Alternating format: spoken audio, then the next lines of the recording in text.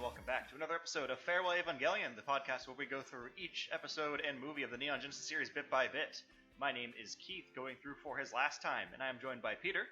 Hello. Who's going through for his first. Today we watched Evangelion 3.3, You Cannot Redo. This originally came out on November 17th, 2012, and the synopsis is, Shinji awakens on a ruined Earth 14 years after a third impact and finds the people have turned against him. He becomes trapped in a cycle of death and rebirth, and continues to battle the angels, while the world spirals into complete destruction. So overall, you're once again called to death. I hate myself. Yeah, Kaoru died at the hands of the choker caller. I assumed it was going to be one of those things where they were like inside the Evangelion as their dual pilots, and it's going to be one of those things where they realize that they're going to trigger the collar to go off, and Kaoru's like, I'm going to take it off you and put it on myself. I don't know why he put it on himself in my mind, but I was just like, this is how he's sacrificing himself for Shinji, because that's just how he do. But no, he's just like, before we even get into EVA, to prove that you should trust me, I'm going to put the choker collar on me, because that's a great way to prove you can trust me. Yeah, I mean, it is. Yep. Wait, it worked. Shinji got in EVA again, when he wasn't. Yep. Aside from that, how do you feel about your overall predictions? Sad. Yeah, no, they were right for the most part. They got back into an EVA. They didn't have the direct intention of causing the third impact. They had the intention of undoing the near third impact. Yeah. But in doing so, they ended up causing the fourth impact. I enjoy how even though the third impact wasn't actually the third impact, it was just nearly the third impact. They're still skipping over 3 from now on, and we're moving on to the fourth impact. But the fourth also didn't quite happen. It was interrupted as well, but I still assume when the impact happens in the next movie, they're not going to call it the fourth or the third. We're now on the fifth, even though the third or the fourth never happened. I haven't gotten to predictions yet, but I like that you're already calling fifth impact will happen. Yeah. Yep. Bold of you to assume a fifth impact will happen. See, here's the thing about that. An impact needs to happen and needs to go further with, like, the door of Guff being properly opened, because we need to have the therapy session where all the souls intermingle and talk to each other. We haven't had that yet, so I know it's still coming at some point. We had a pseudo-therapy session with Kaoru playing the piano, but I guess ultimately that's the equivalent of a therapy session where then your therapist kills himself at the end. Yeah, it's the kind of therapy where you go to therapy and you realize you're growing as a person, but what ends up happening is your therapist ends up dying in the middle of your last therapy session, and now you need a whole new kind of therapy. Exactly. Yeah. Because we are now at Shinji hitting rock bottom moment. Which, like, this is one of the things we joked about while watching this movie. It's like, the first time around, Shinji was already not in a great place, so him hitting rock bottom wasn't that big of a fall. He pretty much fell off his chair. That's the equivalent of what happened here. Yeah. This time around, he, like, was in a very good place emotionally before falling, and it's essentially like he was at the top of a lighthouse and he fell down all of the stairs to the bottom of the lighthouse. So, like, he may have stopped in the middle and thought, oh, that wasn't so bad, and then continued falling down Surely the stairs. this is the bottom. Nope. There are more stairs for you to hit on your way down, Shinji. Which, I think this Shinji hitting the rock bottom makes a bit more sense. Like, yeah, the stuff happened to Toji and all that stuff was bad, but it wasn't, this is the only person giving me affection. I feel like a better person, and he's giving me hope. This person is literally the embodiment of hope within this reality for me, and I can fix everything that went wrong, and then he dies because of what he did. Yeah. So there's a direct correlation here. It's not like previous situations where Shinji had a level of disconnect. For example, with Toji, he lost control of the unit. His inaction is what caused it, but it wasn't an action that started everything. And this one, he plays right into Gendo's hand. Gendo knew what would happen. He locked off Kaoru's control, so Shinji would pull out the spears. As soon as Shinji got the spears, it went into manual command for Gendo, essentially, and he started to trigger the impact with it. Speaking of which, I take back every complaint I had from the first half of this movie about why isn't anyone telling Shinji, because clearly if they did tell Shinji, he wouldn't listen, because the entire time they were inside the inside the EVA, and Kaoru looks up and he's like, that's wrong, I can see the Lilins planning something. Shinji was just like, alright, time to kill Asuka and then pull up these 2 spears, and Kaoru's like, hey Shinji, we shouldn't do that, something's clearly wrong here. And Shinji was like, shut the fuck up, Kaoru! You said something earlier, I'm not listening to you anymore as you try and stop me from causing the 4th impact. And this is a subtle scene that I love because he's like, Spear of Longinus and Cassius, but they look the same. Something's wrong here. Meanwhile, Asuka's beating the shit out of Unit 13. He's sitting there like, Yeah, this means something. Yeah, I got the feeling that something was going on there, and just the whole fact of him being like, Shinji, we shouldn't do this, and Shinji being like, no, we're doing this. It's just, like, I felt so much frustration inside my body, and I was like, Shinji, before you were trying to save someone's life, and I recognized that that was what was happening, and you had no one telling you that what you were doing was going to kill a lot of people. Yeah, his goal was saving Rey, not, I'm going to accidentally start Impact. Yeah, so I have no negative feelings about what Shinji did in the second movie. Everyone else blames Shinji for everything that happened. I don't blame Shinji for what happened there. I 100% blame Shinji for what happened here, because his goal was, I'm going to start Fourth Impact, but use that to undo Third Impact. And also, people were inside the cockpit with him, explicitly telling him, hey, Shinji, this is a bad idea.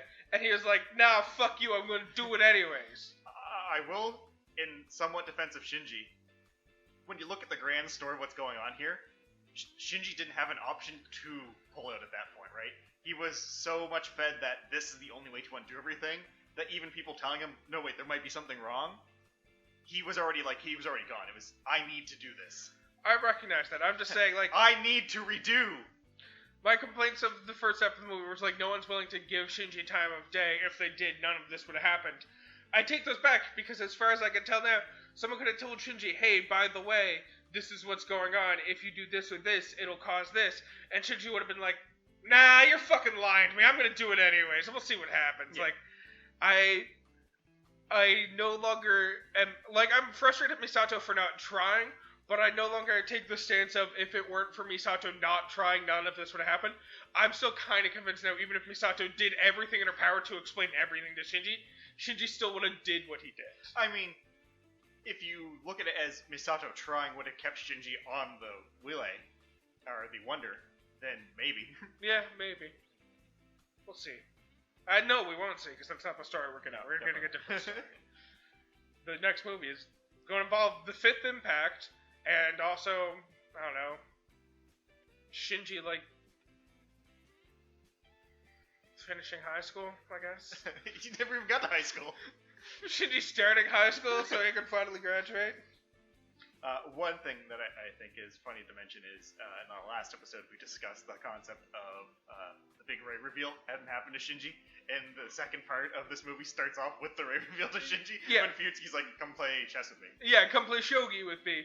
You know how to play, right? And Shinji's like, I know the basic rules. And then he's just like, alright, so here's the thing. I need an excuse to talk to you. This is your mom. He's like, are you sure that's my mom? That looks an awful lot like Are you fucking with me? Is this an insult? Yeah, this just looks like an older version of Rey. He's like, nah, this is your mom. Rey's not Rey. Rey's a clone of your mom. All the Reys are clones of your mom. Yeah. Gendo's plan all along was to get Yui trapped inside Unit 1 and then to get Rey also trapped inside of you. Like, that's not explicitly what Fuyutsuki says, but he says, Yui got trapped inside Unit 1, then Rey got trapped inside Unit 1. This has all been Gendo's plan, which makes it sound like Gendo's plan is to get Yui and every clone of Yui also trapped inside of Unit 1. I need that thing loaded with Yuis. I need all the Yuis in one place so I know where they are. Which is great if you think about his original plan from the original run of he wanted to put everyone inside Unit 1. It's like, it sounds like almost like, I'm going to get all the Yuis in there, then I'm going to be in there. Yeah. And I'll have all the Yuis. It'll be me and all the Yuis, and like if other people are there, sure, that's great.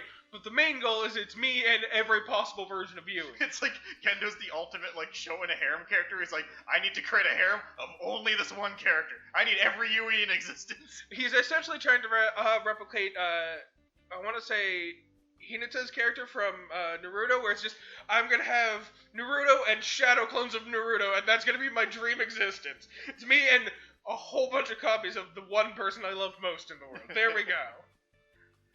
Yeah, it kind of also where it gets implied that Fuyutsuki wasn't doing that because he wanted to, but because Gendo forced him to play that role. Because he was like, oh, I hate playing this role. Yeah. But yeah, he shows him the photo, which has baby Shinji in there, as well as 3 other people. Yeah. Who those other people are, it doesn't matter. Oh. I mean, it does matter, but... It does, Peter. I'll tell you that. It does matter. I'm sure it does. I didn't pick up on who they were. I'm a bit surprised you didn't, so we'll deal with that later. I might have to go back and rewatch that scene. Because it's it's pretty obvious. I guess if you don't think about there's connections your brain needs to be making, and I think the story does a really good line of kind of putting a bunch of other information at you that the thing that connects to other things you don't readily notice. But if you stare at it long enough, you kind of notice something. Okay. Just gonna quickly flip through this book and see if it has a copy of that picture. I do not believe it does. I don't think it does, but I'm gonna check anyways. It's a whole bunch of Evangelion, test art? Prototype art? Whatever. Nope. I'm gonna have to look it up. So yes, that's the start off, is Shinji learning that Rei is a clone of Rei. But he doesn't, fully believe it at first, so he goes and, hangs outside of Rei's room. And he's like, yo, Rei, why are you always out? Why haven't you read my books? I put a lot of work into getting these books for you. Why haven't you read the books yet? You're Rei Aonami, right? Yes, I'm Rei Aonami. You're Good the Rei enough for me! You're the Rei I saved, right? I do not know what you are referring to. And then he just, knocks up the books. He's like, fuck this bitch-ass shit, and walks away. Signs point to yes. Yeah. So then Shinji has a panic attack. It's very clear that's what's happening right now. Yeah. Shinji having a panic attack. His damn road smile, and he's like, fuck Ava's. Yep. Nothing worked out. The fun part about this downward spiral is he ends up dragging Rei along with him, because throughout the rest of the movie, anytime he's in the near vicinity of Rei, he makes a comment about how that's not really Rei. And Rei's like, what? I'm not Rei. Then what am I? Yep. So it's kind of the same problems the original Rei was going through, too. Yeah. Which is cool. Cool's not the right word, which is a thing that he's going through, and he's bringing her through on. So now he's in his claustrophobic, I'm gonna hide in my room, sitting on my bed, but not on the side of my bed that faces the rest of my room, jammed in between my bed and my wall, so I can bash my head up against the wall as well. I don't want to look at that familiar roof anymore. Yep. And then Kaoru comes in, and Kaoru's like, hey, I see you're already on the bed. Looks like you're ready for activities. And she's just like, not now, Kaoru. I'm being edgy. I'm going through some stuff. And Kaoru's like, hey, I'm the only person who's ever really loved you now. Take off your shirt. That doesn't actually happen. I don't know why I'm adding this sexual tension to their relationship. Yeah, there's no carnal feelings. There are no to be fair, Shinji has no carnal feelings for Kaoru. We don't know that the inverse is also true. That's Kaoru might have very carnal feelings for Shinji. Yeah, essentially Shinji, I can't trust anyone. Misato, Gendo, Rei. Yeah. He keeps having, during his panic attack, he keeps hearing their voices echoing in his head of Sakura saying, don't get in the EVA, Gendo saying, get in the EVA, and then Misato cutting through both of them and saying, don't do anything. It's a lot going on in his head right now. That's why he's so confused. If I don't do anything, then I'm not getting in the EVA, which means I'm then listening to what she said, so I should get in the EVA, but then I'm doing something. Yeah, it's a whole lot. So it's all Misato's fault. Yeah. He can't please everyone, and he can't please anyone either. That's the main goal that Shinji has to learn, is that no one will ever be happy with Shinji. Stop trying to make anyone happy. It's almost like one of the central plots so far is Shinji being able to find happiness his own way. Yep. Because this Shinji is still very much tying his happiness to the EVA. Yeah. Which is what Kaoru is trying to explain to him with this whole piano metaphor of, stop trying to do things right and just do the thing that feels right to you. Don't worry about what is the thing other people want you to do. And let's just hope it's not causing impacts. That's the one thing we don't want Shinji to feel good about. But that's the one thing that Shinji's best at, from my understanding. Shinji's an expert at causing impacts at this point. He's the only person who's done it twice. Yeah. If you go with my theory of we're in a cyclic loop and the Neon Genesis Evangelion is actually happened prior to this and is a part of the same canon, he's actually caused 3 impacts at this point. That's fair. Oh, God. Shinji Ikari, Impact Master. He triggered the 3rd impact and also triggered 3 impacts. Jesus. Want to see me do it again? I mean, yeah, that's why I'm going to end up watching the 3rd movie, because I want to see him trigger the 5th impact. You mean the 4th? But it'll be the 5th in the story, which is the 4th one that he has triggered. Oh, God, this world. So, yeah, Shinji's going through some stuff. Yeah. And the rest of this movie is pretty much just them descending into Central Dogma to what's left of Lilith. Looks like she was decapitated and had 2 spears through her. Yeah, so they're going down to collect the Spear of Longinus and the Spear of Cassius. Yep. Which is weird, because they're supposed to be like twin spears, but these don't look like twin spears, they look like two of the same spear. Yeah, well, as we saw, Cassius had the bladed part at the end instead of the forked end. But this one looks like two Longinus spears. Yep. So something's going on here, and Karu's fully aware of the fact that something's going on, but Shinji does not fucking care. Yeah. He'd much rather try and kill Asuka real quick and then go pull some spears out, because he can undo killing Asuka once he has the spears. Yeah. He's also shit-talking Rei, who's also getting shot to shit by fucking Mari. Yeah. Which, good for him. Yeah, I like the line too, Mari. It's like, your original was way cooler. Yeah. And Asuka... She pushed me away from the nuclear explosion. Asuka has fully upgraded Shinji from idiot Shinji to brat Shinji. He's no longer stupid, he's just doing this to be an asshole now, I guess. Yeah. Which, I mean, good for him, I guess. I like how Asuka's like, just let me kill you, Shinji, and then he just bitch slaps her, throws her customers like, how dare you hit a woman? Yeah, she's trying to stab him, complaining about the fact that he won't let her kill him. And then her battery runs out, and he uses that as a moment to backhand her across the room. She goes flying and then complains about the fact that he hit a girl. Yeah. They're really leaning into the Eva versus Eva fights at this point. As you said, didn't see a single one until this movie, and now we've seen like 3 of them. Yeah. Well, it's the struggling ideals, right? At this moment, it's Wheeler versus Nerve. Yeah, it's no longer about humans versus angels. It's now fully about Nerve versus... Which was kind of what End of Evangelion peaked to, right? It was like, oh, it was humanity versus humanity at the end. And if you look at like narrative beats where we're at the end of Evangelion point of the story in a sense. Yeah. Also, Gendo defeats Seele. Yeah, he just like straight up hits a couple buttons and kills all of Seele. Yeah, so it's not really explained, but what the context we're supposed to get is Seele has already transferred their souls into their monoliths, I guess. So he just unplugs them. Yeah, he just like turns off the monoliths. But the thing I love is the leader, Keel, is like, oh, fine, do it. We already had our goals happen the way we wanted to. Yeah, this is all what we were hoping for anyways. Yeah, and it's also implied that they set up Shinji as their trump card. Yeah. I like how everyone considers Shinji their trump card, but no one is willing to acknowledge Shinji has any value. That's why he's the trump card. Yeah, he's the secret card in my pocket, but also, it's like a fucking 2 of spades. It's the worst card I could have right now, but it's also my secret trump card. But the moment I get the 3 other 2s, boy god, am I gonna win. Yeah. Oh god. So yeah, fuck Shinji. That's the moral of the story, fuck Shinji. I guess that's Shinji's moral of the story about Shinji. Yeah. So Shinji takes direct control. He collects the spheres after backhanding Asuka. Immediately pulls the spears out and awakens the 12th angel, and also turns Kaoru into the 13th angel at the same time. Yeah.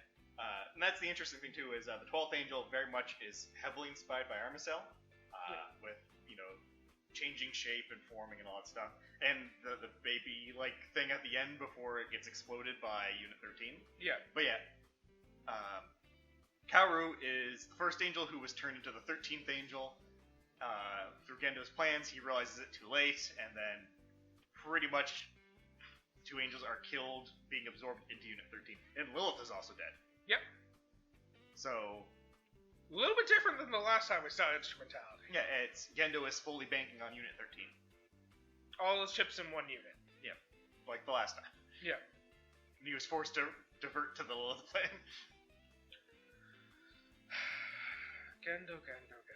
So anyways, the plan does not work out for Seele, because their understanding of Sele's plan was for the 13th angel inside the Eva to trigger the 4th, 3rd impact, whatever you want to call it. 4th impact. Awakening the gate of Gulf and triggering the impact. But Kaoru straight up takes enough control to stab himself in the heart with both spears. No, that was actually the unit doing it itself, because remember at the end of Evangelion they did to impale themselves. Right. Yes. Everything happening after the spears were pulled out, Shinji and Kaoru had no control over. Okay. But Kaoru does say he's going to close the doors of Gulf and sacrifices himself by blowing up his head by being an angel inside of the DSS collar. Yep. That all happens. And then Mari actually is the one who pulls... Or was it Mari or was it Asuka? Yeah, Mari's Oh yeah, Shinji's important to this. Yeah, it's Mari refers to Asuka as my liege or my empress or my queen or whatever, and Shinji as the puppy. Stop being such a puppy. Learn how the world works. I'm going to pull these spears out of your heart. Yeah, go save the princess. Yeah. Which is great because at this point, Unit 9, which is piloted by the Ray, tries to take over the Wonder. We find out that, again, to get the mission multiple times, that it's one of the Atom vessels. Yep. And apparently the Wonder originally belonged to Unit 9. And Yep. 9 was taking control of the Wonder, which Asuka had to stop. She goes into an inversion mode and turns her unit very cat-like. Yeah, it comes like sort of bestial, obviously. But I would describe it as kind of like wolfish is what I would compare it to. Yeah, and she ends up having to eject from it as it self-destructs with the 9 unit. Yeah, so she's ejected. Ray Q ejects out of her one, and then Shinji's ejected out of Unit 13 by Mari. So we see Mari kind of getting taken off by the Wonder because they have to leave because the toxicity levels are too high for normal people to be able to be fine there.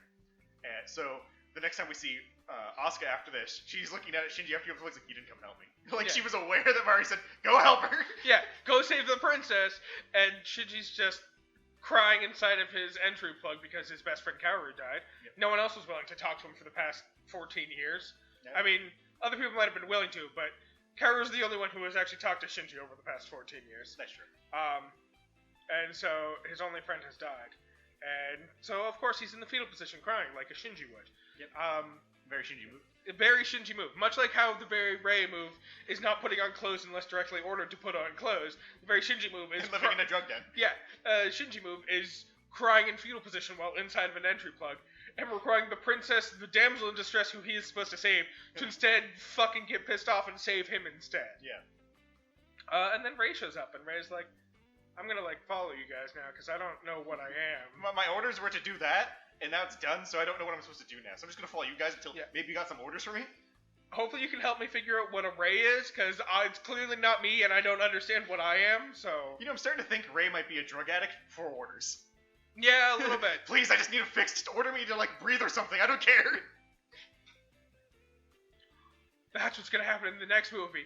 Is Asuka at one point just gonna be like, just die already, and then Rei's just gonna crumble to pieces. I'm set free. Finally, someone ordered me to stop existing. Everyone forgets who Rei is. Yeah. Oh, God. I wouldn't even be surprised if that happened. Well then. That was the movie. Yeah, much like the other one's back half is pretty much the fight. The 12th Angel was sealed within Unit 6, which itself was implied to have stopped the third impact, which, at the same time, Shinji had nothing to do with an active Lilith, and Unit 6 was only above ground last we saw it, stopping him from triggering impact. So something happened after the end of that movie that we don't know about. Yeah. So, but it ended up decapitating Lilith, presumably. But with that, the 13 angels are gone.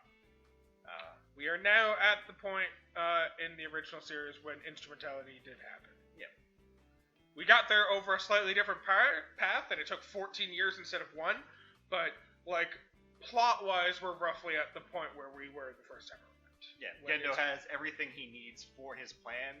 It's just the execution now. Yeah. And hypothetically, the only thing now in his way is the way. Yeah. Which might make things play out differently, because Wheeler wasn't in his way the last time around. Yep. Shinji was in his way, because Rei had stronger feelings for Shinji than she did for Gendo. That's true. She's like, I'm going to help him accomplish his goals. Well then, what the fuck's going on with this world, Keith? Oh, do you want to go into questions now? Unless you have something better for us to do before questions. I mean, if we're going through the plot, then questions is the next step. Alright, so yeah, what the fuck's going on with this world, Keith? Can you be more specific on that question? No. It's just vibing, man. It's just vibing. I don't know what you're telling. It's red. That's fair.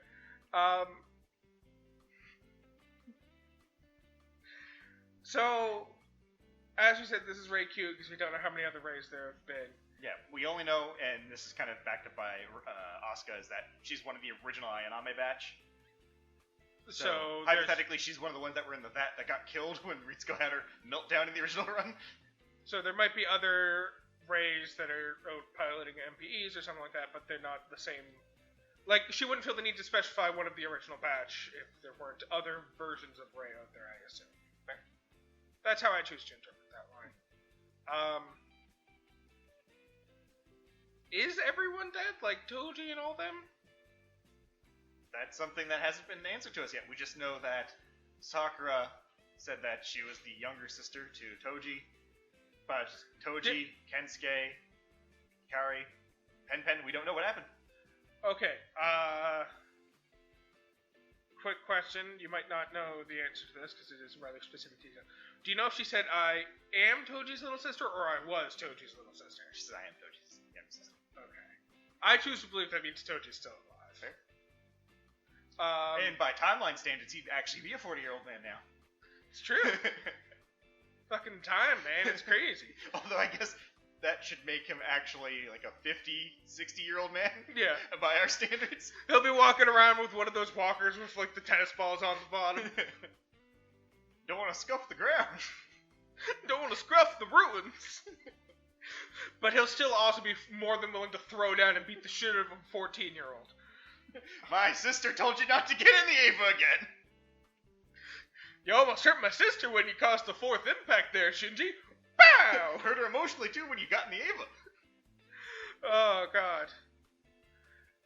So that's what's going on with Shinji and Asuka and all of them. You said the toxicity is too great. That's presumably why Shinji had to wear a hazmat suit. Is that like everywhere on the surface as far as we know? Everything we've seen so far. Okay. So clearly there's pockets that seem to be fine. For example, inside the geofront where Nerve HQ is, it doesn't have that red.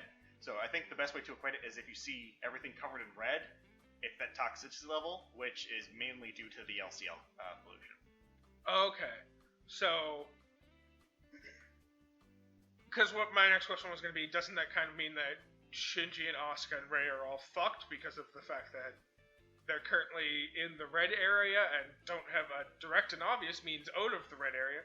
But then again, I assume as part of the curse of the EVA and their time spent in LCL, they might have some sort of resistance to LCL corruption as well. So yeah, I mean, considering Asuka hasn't aged in 14 years physically, it's probably safe to assume that she's not fully human herself. Yeah. And if it's a curse of EVA that affects all pilots, Shinji's probably got a little bit of them going.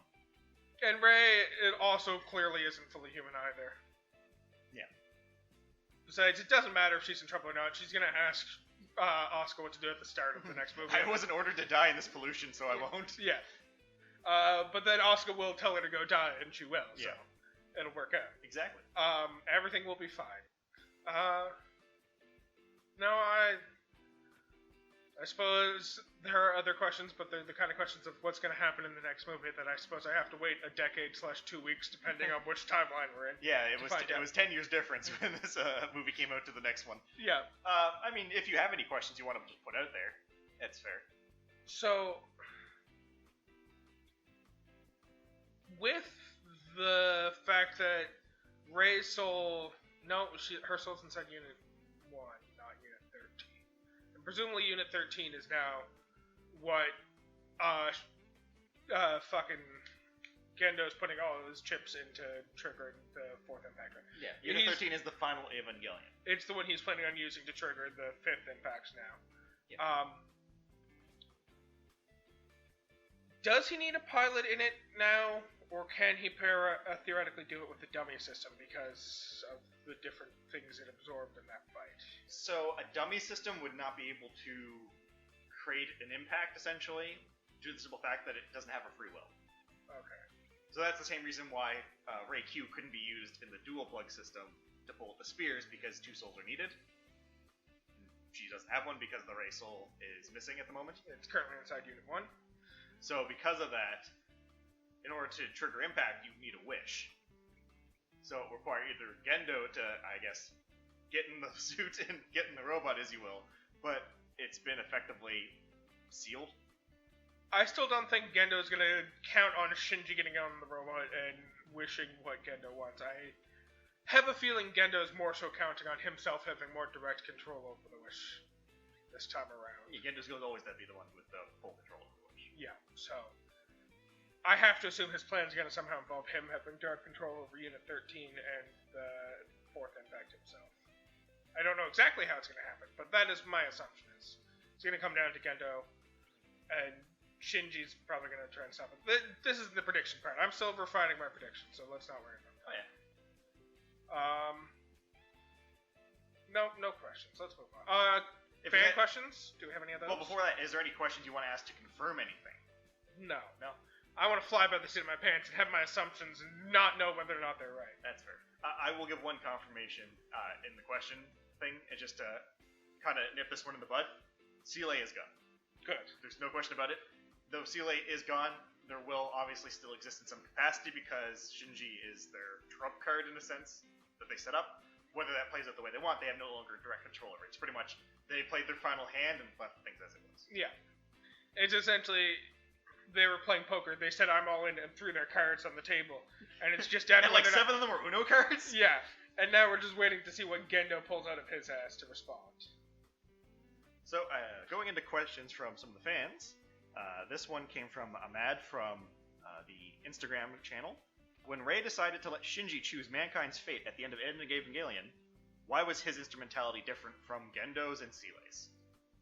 Because his wish was different. Yeah, I think that's the best way to put it. Ultimately, Gendo wanted to reunite with Yui, and he didn't care about what really happened to the rest of humanity. Seele wanted to become gods to rule over humanity, and Shinji just wanted to be alone. Yeah. And then not be alone.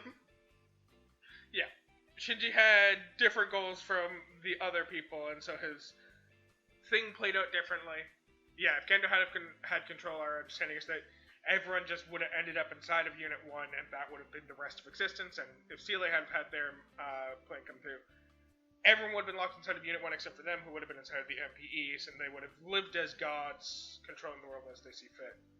And in Shinji's way, Shinji's alone, and then Shinji's on a beach, and Asuka eventually wakes up, and maybe other people eventually. Yeah, so it's just the wish that's at the core of instrumentality. And it keeps going back to that thing. Instrumentality is just what it's dubbed, but ultimately the fallout tends to be the wish made, or the goal that they have. Yeah. I'm asking if you want to go back to this one, but Korean Burrito's question from the last movie. I do not remember what Korean Burrito's question was. The best girl one, now that we've met all of them. Now that we've met all of them. Your brief time with Sakura. Or would you prefer to address this near the end of the next movie? I am willing to update my answer, but I reserve the right to change again by the end of the next movie. Yeah, our ongoing question with Korean Burrito is what I guess this is dubbed now. Yeah, questions with Korean Burrito. Yeah, I am updating my answer now. So I believe last time my answer was Ramule. Yeah. I talked about how during our original run I was kind of between Rei initially, and then swapped over to Asuka's side. After watching the first movie, I was fully on Ramuel's side. After further consideration, I think at this point, I think I have to be on Asuka's side for best girl right now. It just feels weird to say Rei when Rei is not Rei right now, and it feels weird to say my vote's for the soul trapped inside of Unit 1 that we got no sign of this movie. Well, I guess that technically means Unit 1's best girl then if you choose Rei. No, I'm just explaining why none of the other girls are my choice, because it can't be Rei for those reasons. It's not going to be Mari because, I don't know, Mari doesn't seem interested in anything except for piloting an EVA. Least of all fucking Shinji. I just don't know enough about Sakura to choose Sakura other than she is responsible for Shinji getting his ass kicked a couple times. So yeah, no. Yeah, and honestly, isn't that enough? Yeah. And after her behavior in this movie, I can't condone Misato anymore. So yeah, no. Asuka's the only choice left to me. That's fair. I'm still gonna stick with Mari. Fair. Mari is cool. I feel like... Okay, so when I answer the question, best girl, in my mind I'm answering who should end up with Shinji in the end. Oh, okay. Which is why I can't vote for Mari, because I don't think Mari would enjoy that situation. This bitch just keeps crying. Yeah. I mean, that's a way to rephrase it, I guess, the question. It's like, who do you think's gonna end up with Shinji at the end? No one is also an answer. Yeah, if we're rephrasing the question to be that, I think Shinji's gonna end up alone. Is Kaoru still in the running? Yeah, no, we're bringing... Shinji's gonna control instrumentality, but he's not gonna bring everyone back, he's just gonna bring Kaoru back. Even though he has no carnal feelings for Kaoru, I can't be clearer about that. He's still bringing Kaoru back. What if he goes full Gendo, though? He's like, I need to load up so many Kaorus into this Unit 13. He creates Kaoru, but then also clones Kaoru 100 times and puts all the clones inside of Unit 1. Yeah, no, The Ikari method. Yeah, best girl, I'm going with Asuka. Most likely to end up with Shinji is no one, he will die alone. Well, with that, I guess it's time to go into some fun facts here. So I guess a good one to start off with, which kind of gets briefly mentioned, but Fuyutsuki confirms that Yui's maiden name is Yui Ayanami. Yeah, so that's why earlier on when we heard them playing around with names, they were debating Shinji Ayanami and Rei Ikari, and then landed on Rei Ayanami or Shinji Ikari. Now, here's the interesting thing. This is a very big deviation from the original run. Because in the original run, she's Ikari, and not Fuyutsuki, Gendo is like Mokenbugi or whatever the fuck it is. Yeah, I thought she was Ikari the first time around, so that makes sense. This is a deviation. Cool. Fun fact. Yeah, what that means, who knows? Maybe nothing. The other thing that's worth mentioning is the fact that the third impact that happened and what happened with Shinji at the end of 2, there seems to be some sort of disconnect from. Yes. Because the impact that Shinji was triggering was stopped. We saw the chambers close when he got speared by Kaoru's coming down. Yeah, and then Unit 6 seemed to be used to prevent instrumentality on Lilith, which also sealed the 12th angel inside of it. Yeah, they made a point about it. It wasn't the third impact, it was the near third impact is what Shinji did, but at the same time, they're now referring to stuff as the fourth impact, but that there was a third impact. And also, yeah, there was some shit that happened clearly between Lilith and the 12th angel during that time when we were away. Yeah. Another interesting thing, which is probably going to fuck with your understanding a bit too, Kaoru is both the first and the 13th angel. Yeah, no, I caught that detail when that was said, and chose to brush past it because I don't want to think about it.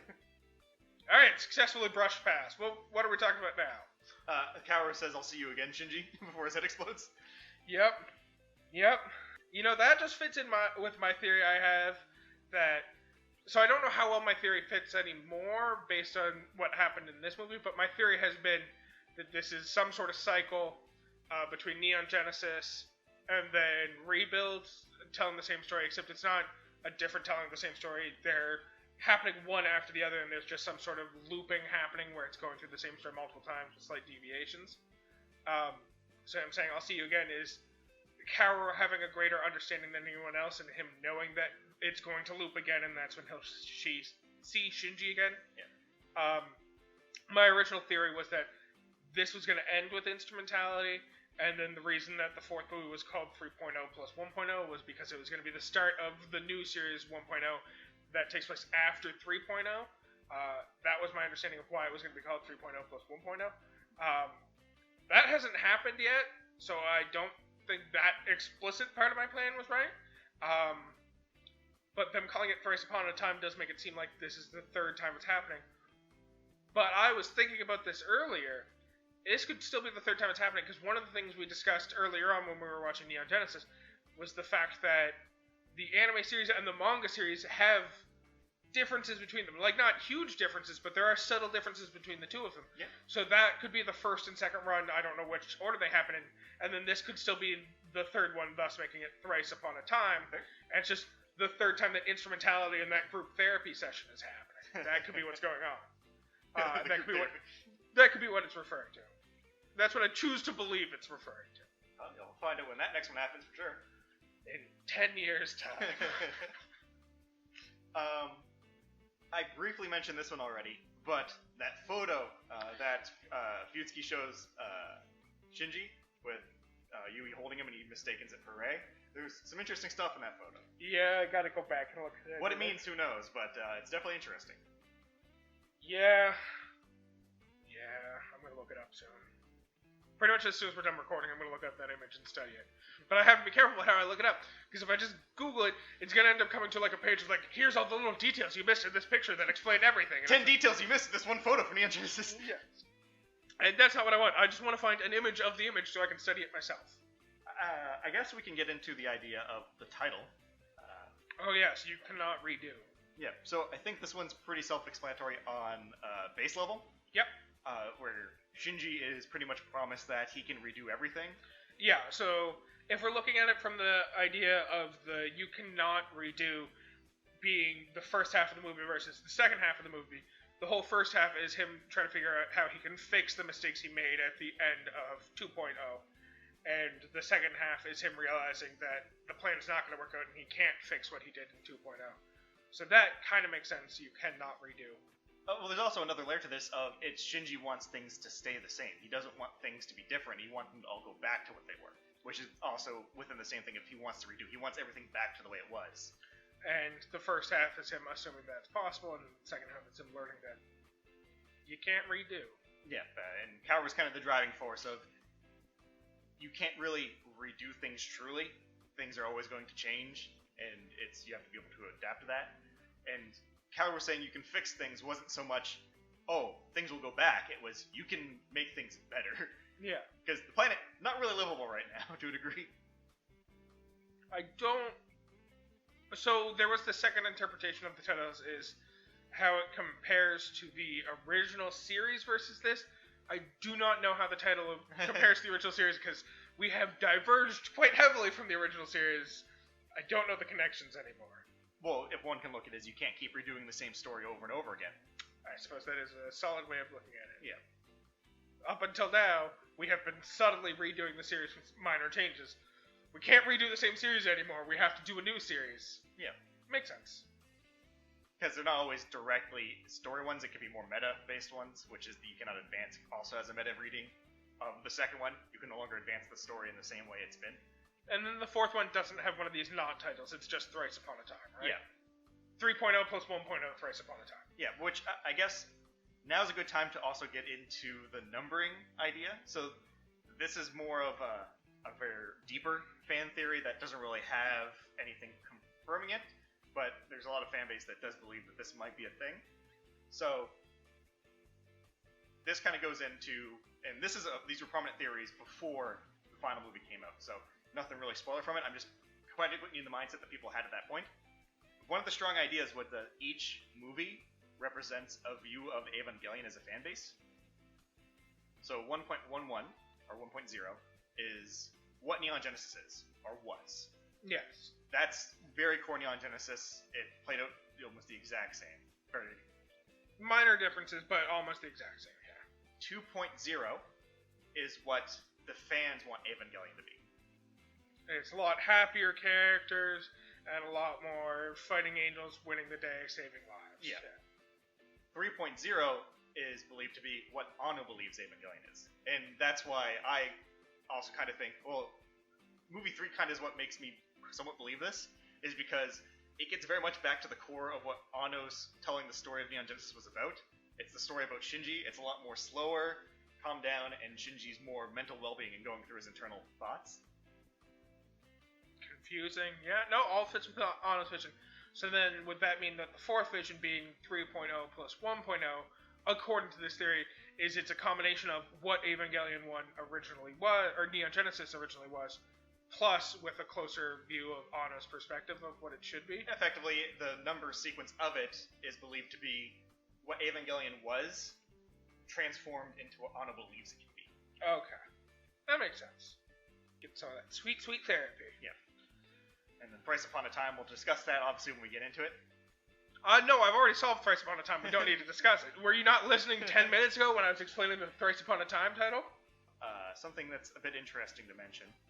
And this is... this will just be me talking out loud, which is a very interesting thing. So, when Mari... I'm sorry, just the way you phrased that. This is me talking out loud, which is a very interesting thing. Normally. Yeah, you're a fan of your voice. I understand. I'm definitely not drawing my attention to anything. Yeah. But... when Mari's fighting Rei, she mentions that her original was a lot friendlier than she is. But Rei and Mari never really met on screen. That's true. In fact, they didn't actually talk either during the fight with Zuriel. Yeah, because wasn't by the time Mari joined the fight with Zuriel, Rey...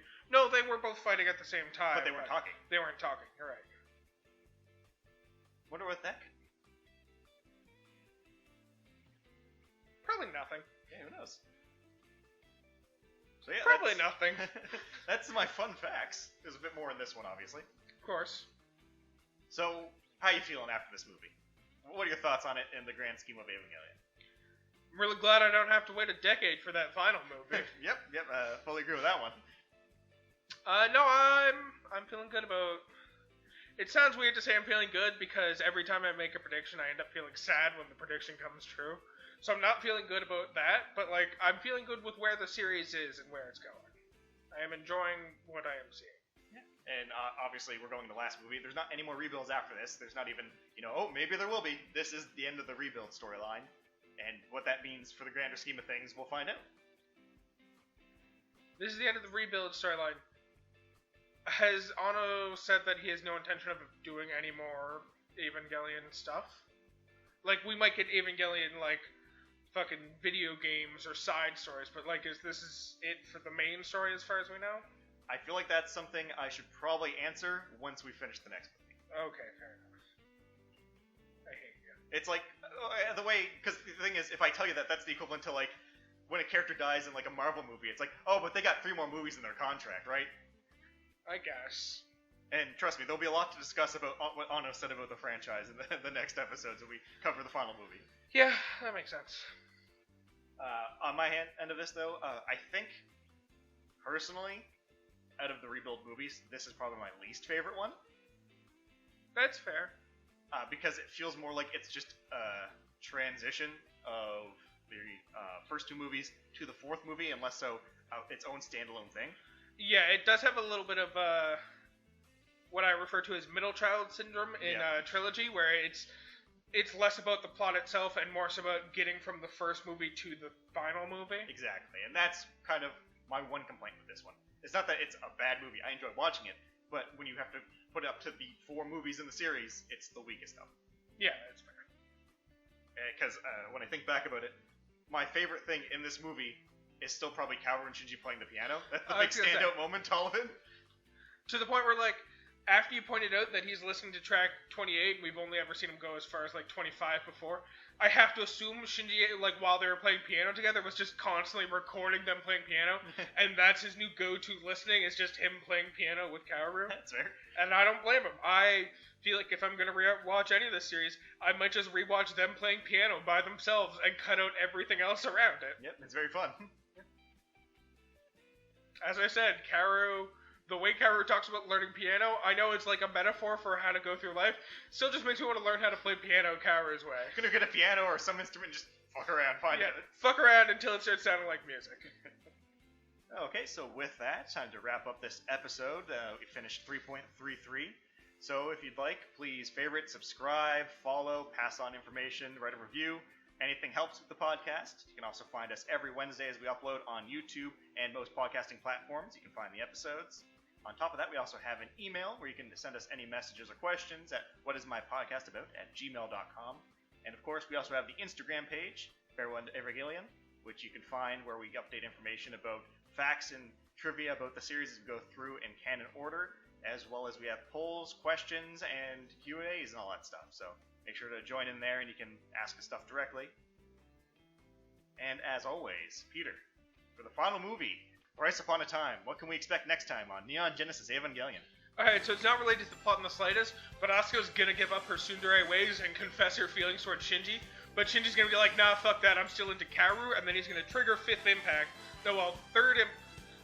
on impact, I'm not sure which number impact he's gonna trigger, but he's gonna trigger an impact, and in doing so, he's gonna cause instrumentality, and he's just gonna hang out with Kaoru in instrumentality and, like, learn the plot of the world.